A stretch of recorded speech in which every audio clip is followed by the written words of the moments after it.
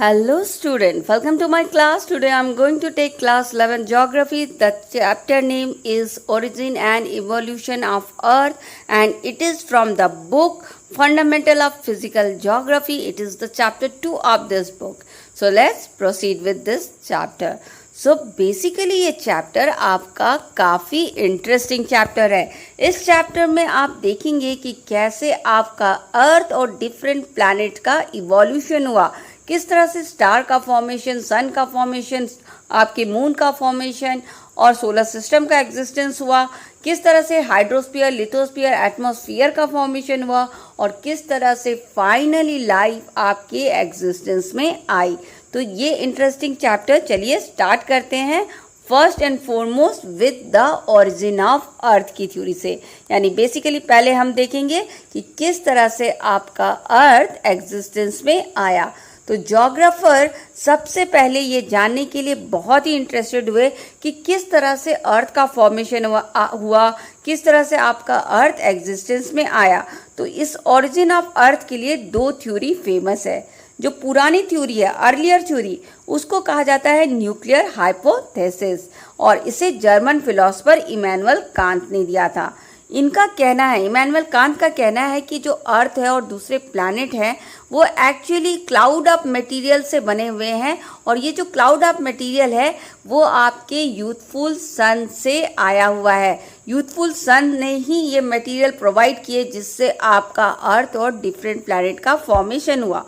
दूसरी तरफ एक मॉडर्न थ्योरी है जिसको दिया था चैम्बरलिन एंड मोल्टन ने और ये थ्योरी कहती है कि एक वंडरिंग स्टार था, एक घूमता हुआ स्टार था जो आपके सन के पास आता है और उससे टकराता है और जब दोनों में टक्कर होती है तो एक सिगार के शेप में, एक लंबी लाइन की शेप में कुछ मटेरियल आपके सोलर सरफेस से बाहर आ जाते हैं। इन दोनों के टक्कर में क्या होता है, कुछ मटेरियल आपके स्पेस में बाहर आ जाते हैं और ये जो मटेरियल थे ये आपके मूव करने लगते हैं स्पेस में और आपके स्टार्स, आपकी जो सन है, जो एक स्टार है, तो उसके अगल बगल में मूव करने लगते हैं और धीरे धीरे वो मटेरियल कंडेंस हो जाते हैं, ठंडे हो जाते हैं और एक राउंड ऑब्जेक्ट बना करके बाद में प्लैनेट का फॉर्मेशन करते हैं। तो ये दो थ्योरी है जो एक्सप्लेन करती है कि अर्थ का फॉर्मेशन कैसे हुआ था। इसके बाद जब अर्थ का फॉर्मेशन की थ्योरी आ रही थी तब ज्योग्राफर्स को नया इंटरेस्ट आता है कि ना केवल अर्थ का फॉर्मेशन, हमें ये भी जानना है कि यूनिवर्स का फॉर्मेशन कैसे हुआ। ना केवल अर्थ, ये सन कैसे बना, ये मून कैसे बना, ये स्टार कैसे बने, डिफरेंट प्लैनेट्स कैसे बने। केवल अर्थ हमें नहीं जाननी है, हमें पूरे यूनिवर्स का फॉर्मेशन समझना है। तो फिर आपके ज्योग्राफर एंड साइंटिस्ट का ध्यान ओरिजिन ऑफ यूनिवर्स की तरफ चला जाता है। तो जो ओरिजिन ऑफ यूनिवर्स के लिए थ्योरीज आने लगती हैं, एक मॉडर्न थ्योरी है बिग बैंग थ्योरी या फिर एक्सपैंडिंग द यूनिवर्स हाइपोथेसिस। तो ये बहुत ही फेमस थ्योरी है जो एक्सप्लेन करती है कि किस तरह से आपका यूनिवर्स एग्जिस्टेंस में आया। ये थ्योरी दिया था एडविन हबल ने और इसे दिया था 1920 में और ये कहते हैं कि जो ये यूनिवर्स है, ये पूरा यूनिवर्स एक्सपैंड कर रहा है, फैल रहा है और जैसे कि आप बैलून में हवा डालते रहते हो वो बढ़ता चला जाता है, वैसे ही ये यूनिवर्स भी फैल रहा है, एक्सपैंड कर रहा है और ये जो गैलेक्सी हैं, बहुत सारी गैलेक्सीज हैं यूनिवर्स के अंदर, वो सब एक दूसरे से दूर जा रही हैं और उनका मानना है कि आज भी वो मूव हो रही हैं एक दूसरे से दूर। ऐसा नहीं कि पहले ही सिर्फ एक्सपैंड कर रही थी और अब रुक गई हैं एक्सपैंड करना, अब भी वो एक दूसरे से दूर जा रही हैं। आज के डेट में भी वो एक्सपैंड कर रही हैं, ठीक है। और ये कहते हैं कि ये सारा जो मैटर है यूनिवर्स का, वो सारा मैटर यूनिवर्स का किसी समय में millions and billions of year ago वो सारा मैटर आपका एक टाइनी बॉल के अंदर था जिसको कहा जाता था सिंगुलर एटम। तो ये सारा मैटर आपके उस टाइनी बॉल के अंदर एग्जिस्ट करता था। वो बॉल काफी स्मॉल था, अनइमेजिनेबल स्मॉल, जिसको आप इमेजिन नहीं कर सकते, उतना छोटा एक बॉल था जिसके अंदर यूनिवर्स का सारा मैटर एग्जिस्ट करता था। और फिर वो उसका जो वेट था और उसकी जो टेम्परेचर थी वो इनफिनाइट थी। डेंसिटी और टेम्परेचर इतनी हाई थी कि आप उसको नंबर में नहीं बता सकते और वो बहुत ही छोटा था जिसको आप इमेजिन नहीं कर सकते। तो ऐसा एक छोटे से बॉल सिंगुलर एटम में सारा यूनिवर्स का मैटर एक्चुअली एग्जिस्ट किया करता था। उसके बाद क्या होता है, एक बिग बैंग होता है, एक बड़ा धमाका होता है और वो जो टाइनी बॉल था वो एक्सप्लोड कर देता है, फट जाता है। जैसे कि आपका छोटा सा बम होता है, वो छोटे साइज में होता है और जब वो फटता है तो एक बड़ा सा धमाका करके उसके मटेरियल इधर उधर फैल जाते हैं। वैसे ही वो टाइनी एटम्स के अंदर एक बिग बैंग होता है, एक बड़ा धमाका होता है और वो एक्सप्लोड कर देता है, वो फट जाता है, वायलेंटली फट जाता है, बहुत ही धमाके के साथ वो फटता है और फिर एक ह्यूज एक्सपेंशन होता है, वो एक दूसरे से दूर जाने लगते हैं। और ये धमाका कब हुआ था? 13.7 बिलियन ईयर एगो हुआ था। और ये माना जाता है कि आज भी वो एक्सपैंड कर रहे हैं। जब वो फटा था तो वो बहुत तेजी से एक्सपैंड कर रहे थे, बहुत फास्ट रैपिडली एक दूसरे से दूर जा रहे थे। आज भी वो दूर जा रहे हैं, पर जिस स्पीड से वो पहले दूर जा रहे थे वो स्पीड अब थोड़ी सी स्लो डाउन हो गई है, मगर आज भी वो एक दूसरे से अभी तक वो मैटर्स एंड मटेरियल एक दूसरे से दूर जाने लग रहे हैं। तो ये जो आफ्टर क्या होता है, जब ये धमाका हो जाता है उसके 3 लाख ईयर के बाद, एक बिग बैंग के 3 लाख ईयर के बाद उसका जो पहले तो क्या था, टेम्परेचर इन्फिनाइट हाई था। तो ये जो टेम्परेचर था 3 लाख ईयर तक वो एक्सपैंड होते रहे और 3 लाख ईयर के बाद उसका टेम्परेचर धीरे धीरे कम होने लगा और जो डिफरेंट बॉडीज थे ना वो फॉर्म होने लगे। ये जो मैटर्स फैला पूरे यूनिवर्स में, वो मैटर फिर आपके कंडेंस होने लगे, ठंडे होने लगे और एक साथ मिल करके इसकी जो मटेरियल से मिल करके डिफरेंट ऑब्जेक्ट का फॉर्मेशन करने लगे। और ऐसे कई एविडेंसेस हैं साइंटिस्ट को मिले हैं जो ये प्रूव करते हैं कि ये जो बिग बैंग थ्योरी है वो काफ़ी हद तक सही है और ये आपकी यूनिवर्स की ओरिजिन को बहुत अच्छे से एक्सप्लेन करती है। तो इसी में अब हम देखते हैं कि स्टार का फॉर्मेशन कैसा होता है, किस तरह से स्टार एग्जिस्टेंस में आते हैं। तो देखिए, जब बिग बैंग होता है और बहुत सारे मैटर आपके यूनिवर्स में फैल जाते हैं, तो ये जो यूनिवर्स में मैटर फैले हैं वो मैटर यूनिफॉर्मली नहीं फैले हैं। ऐसा नहीं है कि आपका 5-5 किलो हर जगह चला गया या 10-10 किलो या 5-5 लाख किलो हर जगह चला गया। जो ये मैटर फैले, कहीं ज़्यादा मैटर गया, कहीं कम मैटर गया, कहीं पे एनर्जी ज़्यादा गई, कहीं पे एनर्जी कम गई। तो इससे क्या होता है कि डिफरेंट डेंसिटी के मैटर्स फॉर्म होने लगते हैं। और ये जो डिफरेंट डेंसिटी, डिफरेंट वेट के जब मैटर फॉर्म होने लगते हैं तो इनका ग्रेविटेशनल पुल भी डिफरेंट होता है। तो ये ग्रेविटेशनल पुल आपके यूनिवर्स के हर ऑब्जेक्ट में होता है। ऐसा नहीं कि सिर्फ अर्थ में ही ग्रेविटेशनल पुल है, हर प्लैनेट में, मून में, स्टार में, सन में, हर एक मैटर जो यूनिवर्स में एग्जिस्ट करता है उसमें भी हर एक मैटर में आपका ग्रेविटेशनल पुल होता है। तो ये जो डिफरेंट मैटर्स डिफरेंट डेंसिटी के फॉर्म होने लगे, उन सब में अपना अपना ग्रेविटेशनल पुल एग्जिस्ट करने लगा और वो एक दूसरे पे ग्रेविटेशनल पुल डालने लग गए, जिसके कारण क्या होता है, ये एक दूसरे से काफ़ी दूर नहीं जाते हैं। एक दूसरे से ग्रेविटेशनल पुल के कारण अट्रैक्ट होकर एक दूसरे के साथ ही एक गैलेक्सी का फॉर्मेशन कर देते हैं। अब ये गैलेक्सी से स्टार मूव होकर के दूसरी जगह क्यों नहीं जाती? क्योंकि इस स्टार के ऊपर डिफरेंट मैटर्स, अलग अलग जो मैटर यूनिवर्स में एग्जिस्ट कर रहे हैं उसके आसपास, वो उसको ग्रेविटेशनल पुल डालते हैं और उसको एक जगह पे फिक्स किए रहते हैं। ठीक है, तो ये ग्रेविटेशनल पुल की वजह से ही आपके मैटर एक दूसरे के साथ रहने लगे और इस तरह से आपका गैलेक्सी का फॉर्मेशन हो जाता है।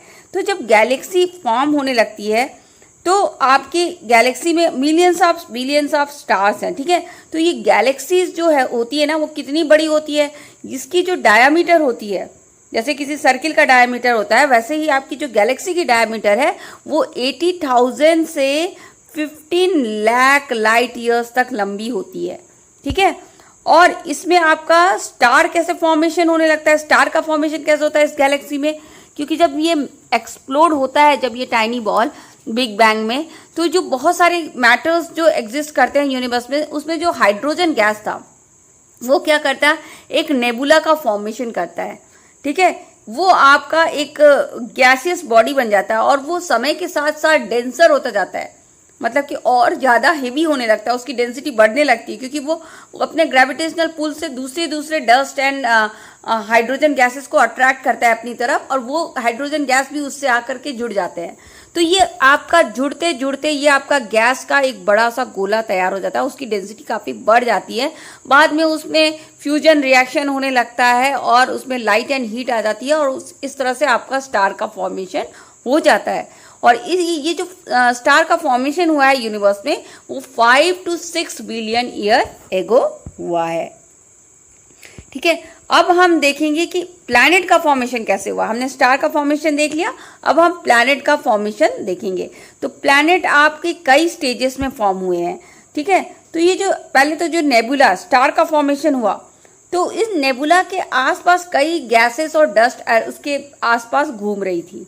ठीक है, तो जो गैसेस एंड डस्ट क्यों घूम रही थी आसपास, क्योंकि उस नेबुला में ग्रेविटेशनल पुल था, तो वो अट्रैक्ट कर रही थी बहुत सारे गैसेस और डस्ट को अपनी तरफ। तो वो जो छोटे छोटे gas dust particles and gases थे, वो उसके आसपास घूमने शुरू कर देते हैं। ठीक है, उसके बाद वो गैसेस क्या करते हैं, एक आपका रोटेट करते करते एक्यूमुलेट हो जाते हैं, एक दूसरे से एक्यूमुलेट हो जाते हैं, एक दूसरे से जुड़ने लगते हैं, और एक रोटेटिंग डिस्क, घूमता हुआ डिस्क का फॉर्मेशन कर देते हैं। और ये डिस्क आपका गैस के गोले में, गैस का क्लाउड में कन्वर्ट हो जाता है।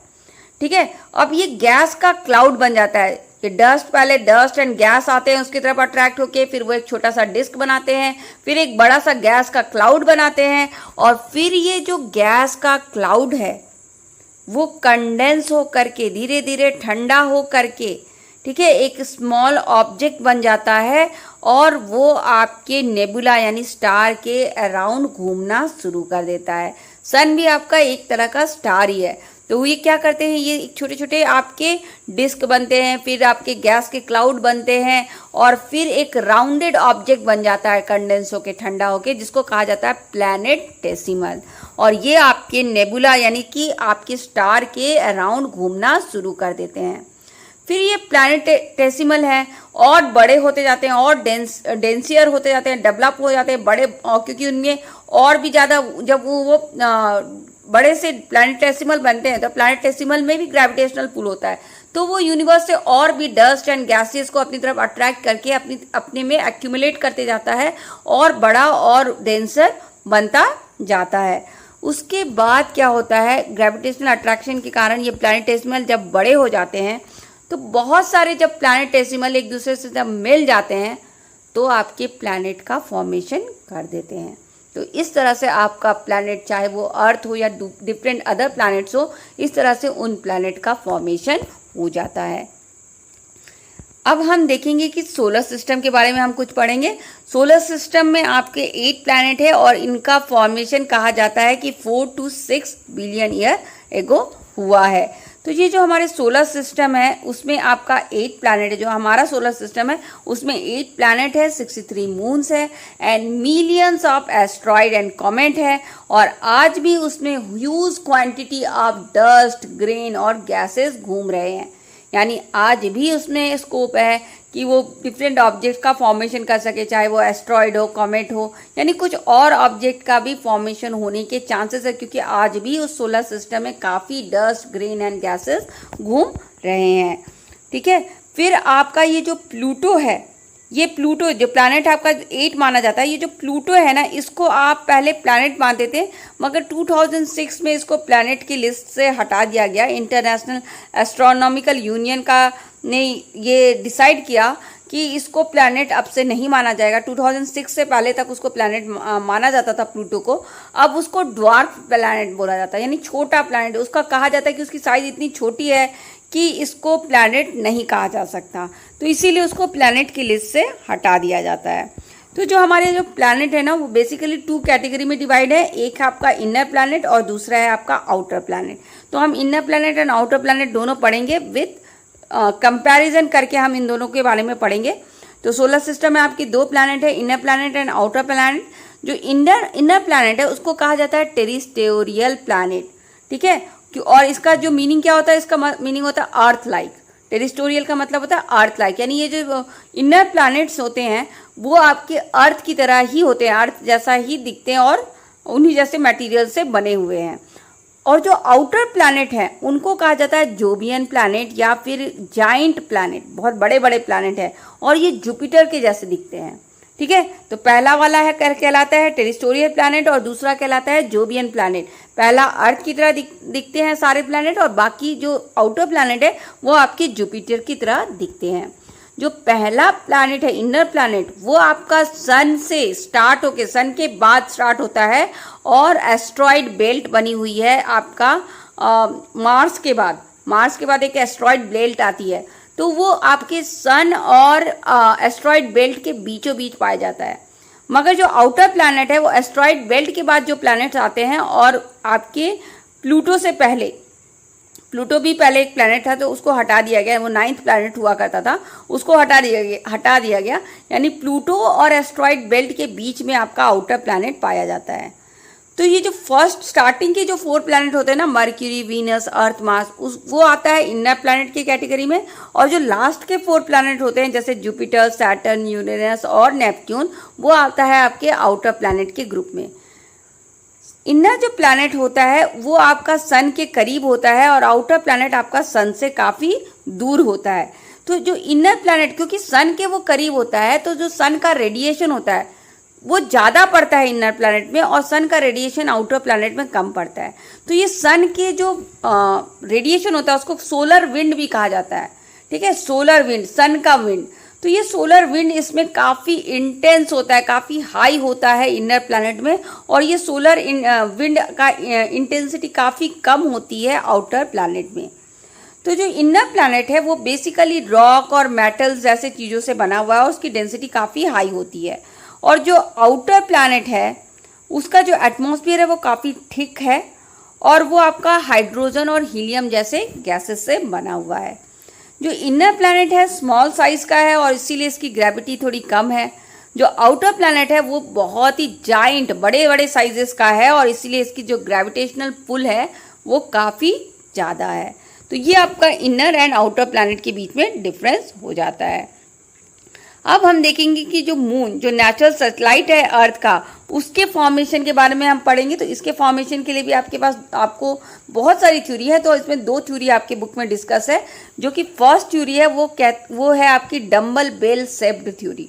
तो dumbbell bell shaped theory, dumbbell क्या होता है? डम्बल जो हम एक्सरसाइज करते समय जो जिम में हम उठाते हैं अपने हाथों से, वो बड़े बड़े लोहे के डम्बल्स जो हम उठाते हैं अपने एक्सरसाइज करने के लिए, उसको कहा जाता है डम्बल। तो ये जो थ्योरी है उसको कहा जाता है डम्बल बेल शेप्ड थ्योरी। तो ये क्या कहता है कि ये आपका जो मून का फॉर्मेशन बताता है, ये सिर्फ दिया किसने था? जॉर्ज डार्विन ने दिया था 1858 में। और ये कहता है कि जो ये अर्थ एंड मून है वो किसी जमाने में एक साथ जुड़े हुए थे, एक डम्बल के शेप में, एक दूसरे से 2 बॉल जुड़े हुए थे, एक डम्बल जैसे शेप में जुड़े हुए थे। तो ठीक है, आपके वो डम्बल बेल शेप में जुड़े हुए थे अर्थ और मून, और उसके बाद इवेंचुअली समय के साथ वो ब्रेक हो जाते हैं, एक दूसरे से टूट जाते हैं और ये 2 बॉडी फॉर्मेशन कर देते हैं, या एक से वो दो पार्ट्स में डिवाइड हो जाते हैं। एक बन जाता है आपका अर्थ और दूसरा बन जाता है आपका मून। तो इसका सबूत क्या है कि ये थ्योरी ऐसी थी और मतलब इस तरह से मून अर्थ से पहले किसी समय में जुड़ा हुआ था? तो इसका सबूत ज्योग्राफर ने दिया कि ये जब ये हटा, जब मून आपका अर्थ से हटा तो अर्थ में एक बहुत बड़ा गड्ढा, एक बहुत बड़ा डिप्रेशन क्रिएट हो गया और वो डिप्रेशन में बाद में पानी भर गया और वो ओशन का फॉर्मेशन कर देता है। तब वो अर्थ में ओशन फॉर्म हो जाता है। जो ये पैसिफिक ओशन है, ये पैसिफिक ओशन किसी ज़माने में एक बहुत बड़ा गड्ढा था और ये गड्ढा इसलिए बना था अर्थ में क्योंकि मून उसमें जुड़ा हुआ था और मून उससे सेपरेट हो जाता है। तो ये वो थ्योरी के लिए वो एविडेंस आपके डम्बल बेल शेप्ड थ्योरी के लिए एविडेंस फॉरवर्ड करते हैं आपके जॉर्ज डार्विन, और ये अपना डम्बल बेल शेप्ड थ्योरी रखते हैं मून के फॉर्मेशन के बारे में। इसके अलावा एक और थ्योरी है जो मून का फॉर्मेशन के बारे में बताता है और ये मॉडर्न थ्योरी है और इस थ्योरी का नाम है बिग स्पैट थ्योरी। तो बिग स्पैट थ्योरी क्या कहता है? ये जो प्रेजेंट साइंटिस्ट हैं उनको डम्बल बेल थ्योरी से वो ज़्यादा एग्री नहीं करते, उनको एविडेंस सफिशिएंट नहीं लगते कि ये मून के फॉर्मेशन को एक्सप्लेन कर सके। तो उन्होंने एक नया थ्योरी बताया अपना, वो बिग स्पैट थ्योरी था। बिग स्पैट थ्योरी कहता है कि एक बिग बॉडी, एक बहुत बड़ी बॉडी जो आपकी 1 2 3 टाइम्स काफ़ी बड़ी थी। मार्स जो प्लैनेट है उससे भी 2-3 गुना बड़ी जो एक बॉडी थी, एक मास था, वो अपना गुजर रहा था, जा रहा था और वो अर्थ से टकरा जाता है। और जब अर्थ और उस बड़े से बॉडी के बीच में टक्कर होती है तो कुछ मटेरियल ब्लास्ट हो जाते हैं, कुछ मटेरियल निकल जाते हैं और वो स्पेस में घूमने लगते हैं। और क्योंकि तब अर्थ का ग्रेविटेशनल पुल बहुत ज़्यादा था तो वो मटेरियल क्या करते हैं, अर्थ के ही इर्द गिर्द घूमने लगते हैं। और फिर वो मटेरियल आपकी जब अर्थ के इर्द गिर्द घूमने लगते हैं तो फिर वो कंडेंस होकर के सॉलिड बन जाते हैं, एक डिस्क का फॉर्मेशन करते हैं और फिर एक क्लाउड बनते हैं और वो ठंडे होकर के एक मून का फॉर्मेशन करता है। यानी ये थ्योरी क्या कहता है कि एक बहुत बड़ी सी बॉडी जा रही थी, अर्थ से वो टकराती है और फिर कुछ मटेरियल निकलता है, वो मटेरियल आपके अर्थ के आसपास घूमने लगती है और बाद में वो मटेरियल एक दूसरे से जुड़ जाती हैं, एक डिस्क का फॉर्मेशन करती हैं और बाद में वो डिस्क इवेंचुअली आपका मून का फॉर्मेशन करता है। तो ये आपका मून का फॉर्मेशन को एक्सप्लेन करने की नई थ्योरी थी। तो ये 2 थ्योरी हैं जो आपके मून के फॉर्मेशन को बताती हैं। तो ये जो मून का फॉर्मेशन हुआ है वो अराउंड 4.44 बिलियन ईयर एगो हुआ है। तो अब मून के फॉर्मेशन के बाद हम इवोल्यूशन ऑफ अर्थ पढ़ेंगे कि अर्थ में डिफरेंट चीज़ों का फॉर्मेशन कैसे हुआ। जैसे ये लिथोस्फीयर कैसे बनी, जमीन, और ये एटमॉस्फेयर कहाँ से बना, ये हाइड्रोस्फीयर यानी वाटर बॉडीज कैसे बनी, तो किस तरह से लाइफ एग्जिस्टेंस में आई, यानी अर्थ फाइनली कैसे इवॉल्व हुआ। ठीक है, अगर गैस के टुकड़े से आपका अर्थ फॉर्म हो गया तो उसमें क्रस्ट बनना, उसमें ओशन बनना, उसमें एटमॉस्फेयर बनना, उसमें लाइफ का एग्जिस्टेंस आना, ये सब कैसे आया, अब इस बारे में हम बातें करेंगे। तो सबसे पहले हम देखेंगे कि लिथोस्फीयर कैसे बना। तो लिथोस्फीयर देखो, जब अर्थ बना था तो वो एक गैसियस बॉडी था, गैस से बना था और उसका टेम्परेचर एक्सट्रीमली हाई था, बहुत ही गर्म था उस समय आपका अर्थ। मगर ये हाई टेम्परेचर कुछ समय के बाद क्या होता है, ठंडा होने लगता है। पर जब उसका टेम्परेचर हाई होता है ना तो क्या होते हैं, जो डिफरेंट मटेरियल से अर्थ बना था वो एक दूसरे से सेपरेट होने लगते हैं। आप देखते हो कि जब भी आप किसी हाई टेम्परेचर में कोई भी मटेरियल डालते हो ना तो वो मटेरियल अपने प्योर फॉर्म में आने लगता है। सोना क्या होता है, टप कर प्योर बनता है। ठीक है, तो जब आप किसी हाई टेम्परेचर में किसी मटेरियल को डालते हो तो वो अपने अपने सेपरेट होने लगता है, एक दूसरे से सेपरेट होकर के अलग फॉर्मेशन करने लगता है। तो इसी तरह से जब क्योंकि टेम्परेचर बहुत हाई चल रहा था अर्थ का, तो डिफरेंट मटेरियल जो अर्थ में थे वो एक दूसरे से सेपरेट होने लगते हैं। ठीक है, और सेपरेट होने करके होते होते वो लेयर फॉर्म करने लगते हैं, जिसमें क्या होता है, जो डेंसियर ऑब्जेक्ट होता है जिसकी वेट ज़्यादा होती है वो नीचे की तरफ सिंक करने लगता है और जो लाइट ऑब्जेक्ट होता है वो ऊपर की तरफ उठने लगता है। तो जब क्या होता है, हेवी आइटम हमेशा नीचे की तरफ जाता है और लाइट आइटम ऊपर की तरफ जाता है।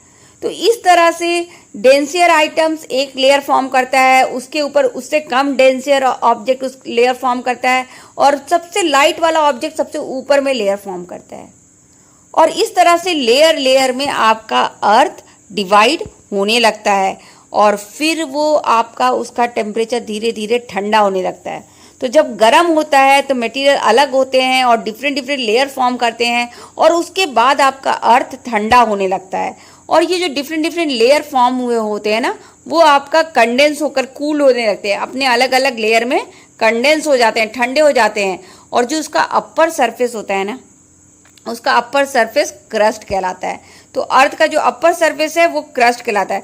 अर्थ में 3 लेयर होते हैं, लिथोस्फीयर में 3 लेयर हैं। आपका क्रस्ट है, क्रस्ट के नीचे मेंटल है और मेंटल के नीचे कोर है। जब आपने अर्थ के बारे में छोटे क्लासेस में पढ़ा होगा तो आपने पढ़ा होगा कि अर्थ के 3 लेयर्स होते हैं, क्रस्ट, कोर एंड मेंटल। ठीक है, तो ये आपका जो 3 लेयर फॉर्म हो जाता है, इसमें जो ऊपर का जो लेयर होता है ना क्रस्ट, वो ठंडा हो जाता है और वो क्रस्ट का फॉर्मेशन करता है। अभी तक मेंटल एंड कोर आज भी गर्म है, आज भी उसमें लावा, मोल्टेन लावा बह रहा है, उसका टेम्परेचर अभी तक ठंडा नहीं हुआ है। मगर जो ऊपर का जो क्रस्ट का टेम्परेचर था ना वो समय के साथ फिर ठंडा हो जाता है और क्रस्ट का फॉर्मेशन हो जाता है। तो आज भी जब आप मटेरियल की डेंसिटी देखोगे, जैसे मैंने आपको कहा कि हेवी मटेरियल आपके नीचे चले गए, लाइट मटेरियल उससे ऊपर, और उससे भी लाइट मटेरियल उससे ऊपर आ गए। आप जब डेंसिटी चेक करोगे ना, क्रस्ट का डेंसिटी, मेंटल का डेंसिटी और कोर का डेंसिटी, तो आप देखोगे कि कोर की डेंसिटी जो सबसे नीचे है उसकी डेंसिटी बहुत हाई है, और उससे थोड़ा कम हाई आपकी मेंटल की डेंसिटी है, और उन तीनों में सबसे जो लाइट डेंसिटी है वो आपकी क्रस्ट की डेंसिटी है। तो इन तीनों की लेयर जब आप कंपेयर करोगे तो क्रस्ट आपका सबसे लाइटेस्ट डेंसिटी वाला है, और उससे थोड़ा ज़्यादा डेंसिटी मेंटल की है, और उससे भी ज़्यादा डेंसिटी आपकी कोर की है। ठीक है, तो इस तरह से आपका लिथोस्फीयर फॉर्म होता है, और different layer of lithosphere formation होती है। अब इवोल्यूशन में ऑफ अर्थ में हम एटमॉस्फेयर और हाइड्रोस्फीयर कैसे फॉर्म हुआ ये देखेंगे। तो जो एटमॉस्फेयर है ना वो 3 स्टेजेस में फॉर्म हुआ। ऐसा नहीं कि आज जो एटमॉस्फेयर में गैसेस है, आज जो एटमॉस्फेयर का कंपोजिशन है गैसेस का, आपका नाइट्रोजन, ऑक्सीजन, क्या स्टार्टिंग में भी एटमॉस्फेयर में यही गैसेस थे? तो नहीं, ऐसे गैसेस नहीं थे, उसके गैसेस बिल्कुल अलग थे। वो किस तरह से थे? ये 3 स्टेजेस में जो प्रेजेंट एटमॉस्फेयर है वो 3 स्टेजेस में फॉर्म हुआ है। तो जब सबसे पहले एटमॉस्फेयर फॉर्म हुआ था ना, उसमें हाइड्रोजन एंड हीलियम बहुत ज़्यादा थे, क्योंकि उस समय जब अर्थ का फॉर्मेशन चल रहा था तो हाइड्रोजन एंड हीलियम की क्वांटिटी आपके स्पेस में ज़्यादा थी, तो उससे आपका अर्थ फॉर्म हुआ था। तो आपके एटमॉस्फेयर में हाइड्रोजन एंड हीलियम की क्वांटिटी बहुत ही ज़्यादा थी। उस समय का एटमॉस्फेयर कंपोजिशन में हाइड्रोजन एंड हीलियम बहुत ज़्यादा थे। मगर जैसे कि आपने देखा था कि अर्थ आपका इनर प्लैनेट की कैटेगरी में आता है, और इनर प्लैनेट आपके सन के करीब होते हैं, तो सन का जो रेडिएशन होता है वो इनर प्लैनेट में बहुत ज़्यादा पड़ता है, और सन के रेडिएशन को क्या कहते हो आप? Solar wind. तो ये सोलर विंड होता है ना, वो धक्का भी देता है, वो आपका दूर करने लगता है। ये जो हाइड्रोजन एंड हीलियम थे ये लाइट गैसेस थे, इनको वो दूर भगाने लगता है, और धीरे धीरे सोलर विंड ये सारा हाइड्रोजन एंड हीलियम आपके इनर प्लैनेट से हटा देता है। आप किसी भी इनर प्लैनेट में आज के डेट में देखोगे तो हाइड्रोजन एंड हीलियम की क्वांटिटी बहुत ही कम है, क्योंकि हम क्या है, हम सन के ज़्यादा करीब हैं, और सोलर विंड आपके हाइड्रोजन एंड हीलियम के गैसेस को मूव अवे कर देता है। तो ये क्या करता है, पहले जो एटमॉस्फेयर था उसमें हाइड्रोजन एंड हीलियम की क्वांटिटी बहुत ही ज़्यादा थी, मगर सोलर विंड के कारण हाइड्रोजन एंड हीलियम आपके दूर होने लगते हैं। उसके बाद सेकेंड स्टेज आता है एटमॉस्फेयर का। इस समय क्या होता है, आपका जो अर्थ है ना वो थोड़ा ठंडा होने लगता है। तो जब अर्थ आपका जब ठंडा होने लगता है, पहले अर्थ गर्म था, तब आपके एटमॉस्फेयर में हाइड्रोजन एंड हीलियम ज़्यादा थी। फिर क्या होता है, आपका जो अर्थ है वो ठंडा होने लगता है, तो बहुत सारे गैसेस और वाटर वेपर आपके अर्थ के इंटीरियर पार्ट से, इंटीरियर अंदर के पार्ट से, सॉलिड अर्थ से निकलने लगते हैं।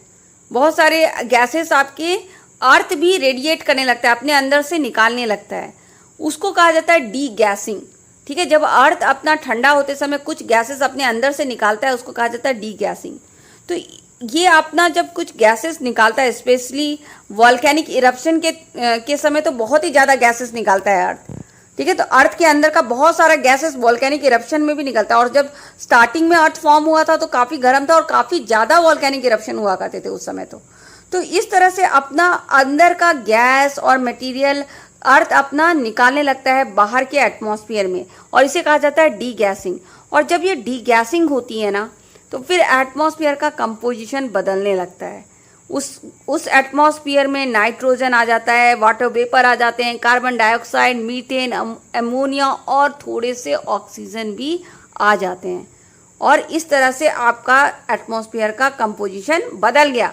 हाइड्रोजन एंड हीलियम हट गए उसमें से, water vapour, carbon dioxide, nitrogen, methane, ammonia और थोड़े से ऑक्सीजन उस एटमॉस्फेयर में आ जाता है। अब इसका थर्ड स्टेज हम थोड़ी देर बाद देखेंगे। इससे पहले हम देखेंगे कि हाइड्रोस्फीयर कैसे फॉर्म होता है। ठीक है, हाइड्रोस्फीयर में क्या होता है, जब आपका अर्थ ठंडा होने लगता है और आपके अर्थ में आपका अर्थ डी गैसिंग के थ्रू वाटर वेपर एटमॉस्फेयर में भेज देता है, तो ये वाटर वेपर धीरे धीरे कंडेंस होने लगते हैं, ठंडे होने लगते हैं, क्लाउड का फॉर्मेशन करने लगते हैं, और फिर क्लाउड आपका रेन में बदल जाता है और रेन बहने लगता है। तो जब रेन बहता है ना, तो वो रेन अपने साथ कार्बन डाइऑक्साइड को लेकर के नीचे ले आता है। कार्बन डाइऑक्साइड का मात्रा एटमॉस्फेयर से कम करता है और कार्बन डाइऑक्साइड को नीचे की तरफ ले आता है, ज़मीन पर ले आता है। तो कार्बन डाइऑक्साइड एक्चुअली आपका वो गैस है जो एक्चुअली टेम्परेचर को थोड़ा इंक्रीज करता है। तो जब कार्बन डाइऑक्साइड की मात्रा आपके एटमॉस्फेयर से कम होने लगती है, नीचे आ जाती है कार्बन डाइऑक्साइड, तो आपका एटमॉस्फेयर का टेम्परेचर थोड़ा और ठंडा हो जाता है, वो और भी ज़्यादा ठंडा होने लगता है। तो फिर जब और ठंडा होने लगता है तो और ज़्यादा वाटर वेपर कंडेंस होने लगते हैं, और ज़्यादा रेनफॉल होने लगती है। तो और ज़्यादा रेनफॉल होने से आपका जो रेन होता है वो इकट्ठा होने लगता है गड्ढों में। जो अर्थ में डिफरेंट गड्ढे थे, डिप्रेशन एरिया था, उन जगह पे आपके वाटर्स इकट्ठे होने लगते हैं और ओशन का फॉर्मेशन कर देते हैं, और इस तरह से आपका हाइड्रोस्फीयर फॉर्म हो जाता है। ठीक है, तो ओशन फॉर्म कब हुआ है? 500 million year from the earth evolution, यानी अर्थ के फॉर्मेशन के 500 मिलियन ईयर बाद ओशन का फॉर्मेशन हुआ है। तो ये सब जो हो रहा है वो ऐसा नहीं कि सडन से कुछ ही दिनों में या कुछ ही सालों में हो जा रहा है, मिलियंस ऑफ ईयर लग रहे हैं इनके फॉर्मेशन में। तो इस तरह से आपका हाइड्रोस्फीयर एग्जिस्टेंस में आ जाता है। तो जब आपका हाइड्रोस्फीयर एग्जिस्टेंस में आ जाता है, उसके बाद जो एटमॉस्फेयर को हम लोग सेकेंड स्टेज में छोड़ दिए थे कि पहले उसमें हाइड्रोजन एंड हीलियम था, फिर हाइड्रोजन एंड हीलियम हट जाता है और फिर डी गैसिंग के थ्रू अर्थ अपने कुछ गैसेस एटमॉस्फेयर में डाल देता है। फिर उसका थर्ड स्टेज में क्या होता है, ये हाइड्रोस्फीयर के फॉर्मेशन के बाद इसका थर्ड स्टेज आता है एक्चुअली। तो थर्ड स्टेज में क्या होता है, जब 4000 मिलियन ईयर एगो, ठीक है, आज से 4000 मिलियन ईयर एगो जब आपका हाइड्रोस्फीयर बन जाता है, तब 3800 million year ago life existence में आती है, लाइफ फॉर्म होती है अर्थ पे। और जब लाइफ फॉर्म होती है तो पहले आपके प्लांट्स फॉर्म होते हैं, तो ये फोटोसिंथेसिस करते हैं। प्लांट में क्या क्वालिटी होती है? फोटोसिंथेसिस करने की। और ये आपका लाइफ कहाँ पे एग्जिस्टेंस में आता है? सबसे पहले हाइड्रोस्फीयर में एग्जिस्टेंस में आता है, यानी कि वाटर में पहले लाइफ आती है एग्जिस्टेंस में, जमीन में बहुत बाद में आती है। तो पहले वाटर में आती है, तो वाटर में आपका फोटोसिंथेसिस होने लगता है। फोटोसिंथेसिस के थ्रू ऑक्सीजन रिलीज होने लगता है। ऑक्सीजन से जब आपका ओशन भर जाता है, सैचुरेटेड हो जाता है कि अब और ज़्यादा ऑक्सीजन नहीं रख पाता है वो हाइड्रोस्फीयर अपने अंदर, तो वो ऑक्सीजन फिर अर्थ में आने लगती है, लैंड पे आने लगती है। मतलब कि ऑक्सीजन क्या हुई, जब ओशन में भर जाती है ऑक्सीजन, तो वो ज़मीन पर ऑक्सीजन फैलने लगती है और आपके ऑक्सीजन की जो मात्रा थी एटमॉस्फेयर में बढ़ जाता है। ये आपका थर्ड स्टेज है आपका एटमॉस्फेयर के फॉर्मेशन का। तो क्या होता है, एटमॉस्फेयर आपकी एटमॉस्फेयर की मात्रा आपकी एटमॉस्फेयर में भर गई। तो इस तरह से आपका एटमॉस्फेयर का फॉर्मेशन होता है 3 स्टेजेस में। पहले स्टेजेस में हाइड्रोजन एंड हीलियम गैस होते हैं जिसको सोलर विंड दूर कर देता है। दूसरे स्टेज में आपके डी गैसिंग के थ्रू अर्थ अपने कुछ गैसेस को एटमॉस्फेयर में डालता है। और थर्ड स्टेज में लाइफ आ जाने के बाद, फोटोसिंथेसिस हो जाने के बाद, आपका ऑक्सीजन का जो क्वांटिटी है वो एटमॉस्फेयर में बढ़ जाता है। और इस तरह से आपका हाइड्रोस्फीयर, लिथोस्फीयर एंड आपका एटमॉस्फेयर का फॉर्मेशन होता है। अब हम देखेंगे फाइनली लाइफ कैसे एग्जिस्टेंस में आती है आपके अर्थ में। तो जो लाइफ आपकी एग्जिस्टेंस में आती है, ये आपका ये लास्ट फेज है इवोल्यूशन ऑफ अर्थ में। ये आपसे सबसे आखिरी में आपकी लाइफ आती है एग्जिस्टेंस में।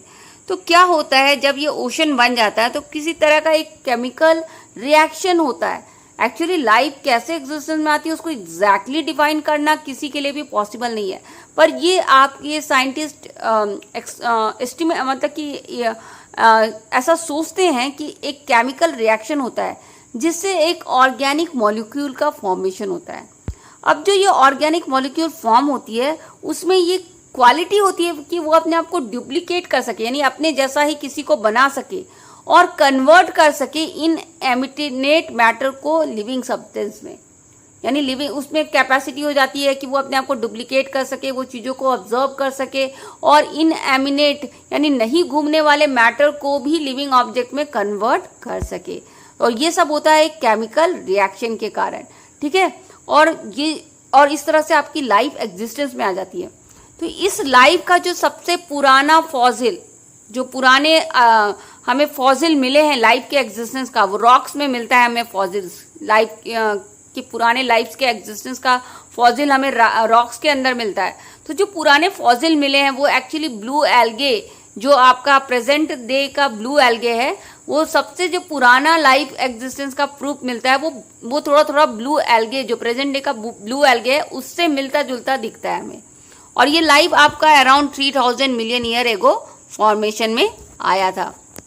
तो सबसे पहले क्या होता है, एक ब्लू एल्गे का फॉर्मेशन होता है और धीरे धीरे ये यूनिसेलुलर बैक्टीरिया जो होती है ना, वो और इवॉल्व करती जाती है और बढ़ती जाती है और धीरे धीरे वो यूनिसेलुलर एनिमल्स से बहुत तरह तरह के एनिमल्स फॉर्म होते हैं और फाइनली आपका मैन भी एग्जिस्टेंस में आ जाता है और इस तरह से आपका अर्थ का इवोल्यूशन कंप्लीट हो जाता है। तो ये टेबल भी आपको दिया हुआ है, एक्सप्लेन कर रहा है ये टेबल आपको। इस टेबल में आपको डिफरेंट पीरियड्स दिखाए गए हैं और इसमें दिखाया गया है कि डिफरेंट पीरियड्स में किस तरीके से अर्थ इवॉल्व हुआ है, कैसे यूनिवर्स किस पीरियड में एग्जिस्टेंस में आया, कितने सालों पहले आपका यूनिवर्स एग्जिस्टेंस में आया, फिर कैसे आपके यूनिसेलुलर एनिमल्स एग्जिस्टेंस में आए और फिर आपका कैसे आपका डिफरेंट एजेस चला इवोल्यूशन का, किस तरह से फाइनली आपका रेप्टाइल एज, फिर मैमल एज और इस तरह के एजेस आए और फिर फाइनली आपके मॉडर्न मैन आपका एग्जिस्टेंस में आ गया। ये table I will recommend you to एक बार आप इसको देख ले। इस टेबल में बेसिकली आपको डिफरेंट पीरियड्स दिखाए गए हैं और कितने सालों पहले और किस तरह की चीज़ें एग्जिस्टेंस में आई, ये सारी बातें आपको बताई गई है और किस तरह से फाइनली एक अर्थ के फॉर्मेशन और सन के फॉर्मेशन के बाद आपका रेप्टाइल्स मैमल एज को क्रॉस करते हुए आपका मॉडर्न मैन एग्जिस्टेंस में आ गया। तो इसी के साथ आपका ये चैप्टर खत्म होता है। I hope you understand this chapter. If you like this chapter, do subscribe my channel MP Social View. Thanks for watching student and happy learning.